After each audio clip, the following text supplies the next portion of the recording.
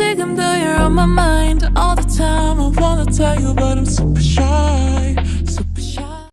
Baik, assalamualaikum warahmatullahi wabarakatuh. Baiklah, di sini saya akan menjelaskan tentang metabolik sekunder dan kaitannya dengan hormon. Di sini pada tumbuhan tuh memiliki dua metabolik. Yang pertama yaitu metabolisme primer dan metabolisme sekunder. Metabolik primer adalah serangkaian reaksi biokimia yang terlibat dalam pembentukan senyawa-senyawa dasar yang diperlukan untuk pertumbuhan, perkembangan dan metabolik ini berfungsi sebagai dasar organisme seperti karbohidrat, lipid, dan protein.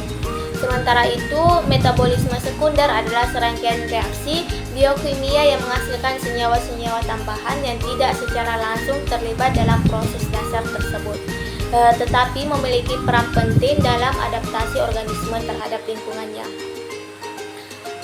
Kemudian metabolisme sekunder seringkali menghasilkan senyawa-senyawa seperti alkaloid, flavonoid, dan terpenoid yang dapat memiliki berbagai fungsi ekologis seperti pertahanan terhadap serangan predator atau penyakit, menarik penyerbukan atau interaksi dengan organisme lain dalam ekosistem. Ini ada gambar struktur pada metabolik sekunder yang dimana produksi metabolik sekunder itu berbeda dengan metabolik primer, yang dimana di sini pertama itu produksi metabolik sekunder terjadi melalui jalur di luar biosintesis pada metabolik sekunder, yang dimana pada metabolik sekunder ini memiliki tiga jalur, yaitu jalur asam malonat, jalur asam mefalonat, dan jalur asam sikimat. Yang pertama yaitu jalur asam malonat, yang dimana jalur asam malonat ini merupakan senyawa metabolik yang dihasilkan, yaitu asam lemak, gliserida, fosfolida, dan glikolida. Kemudian yang kedua yaitu jalur asam mefalonat, yang dimana pada asam mefalonat ini senyawa yang metabolismenya yang dihasilkan yaitu ada essential oil, steroid, dan flavonoid. Kemudian yang ketiga yaitu jalur asam sikimat, yang dimana pada jalur asam sikimat ini merupakan senyawa metabolisme yang dihasilkan berupa asam amino benzoid, asam sinoid, dan asam sinamid.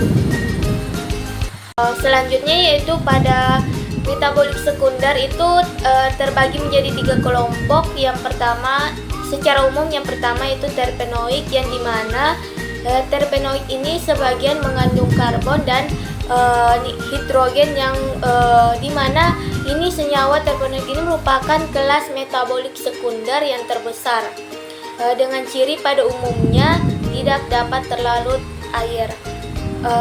Terpenoid ini disintesis dari asetil koenzim atau intermediate glycolysis dan dapat dibentuk oleh penggabungan unik-unik disopren yang berkarbon 5. Kelompok terpen ini disintesis melalui jalur asam mefalonat.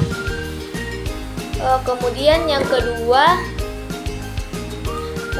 yaitu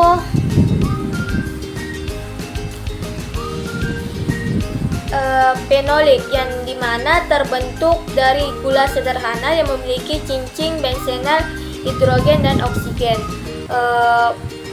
Senyawa fenolik ini sintesisnya fenolik ini dapat melalui dua jalur, yaitu jalur asam sikimat dan jalur asam malonat, yang dimana jalur asam sikimat ini digunakan untuk sintesis kelompok tadi yang dapat dihidrolisis dan senyawa-senyawa yang berbasis asam amino, fenilanin, misalkan litmin. Kemudian jalur ini dimanfaatkan oleh asetil koenzim sebagai bahan utama, meskipun bukan jalur utama, namun senyawa intermediate dibutuhkan dalam sintesis berbasis metabolik sekunder dan penggabungan produk senyawa intermediate dari jalur asam sikimat. Misalnya dalam pembentukan kelompok flavonoid atau tradin yang tidak mudah terhidrolisis. Yang ketiga yaitu senyawa yang mengandung nitrogen, contohnya yaitu alkaloid.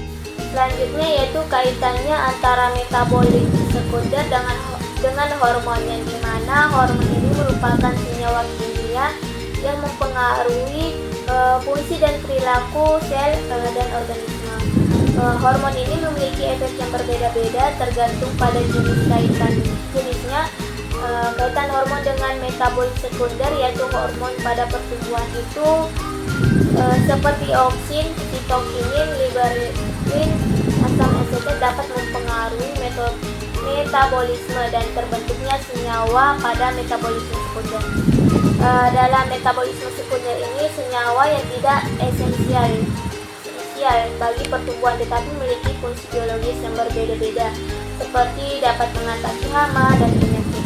Kemudian sebagai sinyal molekul, contohnya seperti hormon yang terdapat pada tumbuhan yaitu steroid. Sekian dan terima kasih. Wassalamualaikum warahmatullahi wabarakatuh. Super shy, but wait a minute while I make your mind. 달리는 지금도 you're on my mind all the time. I wanna tell you, but I'm super shy.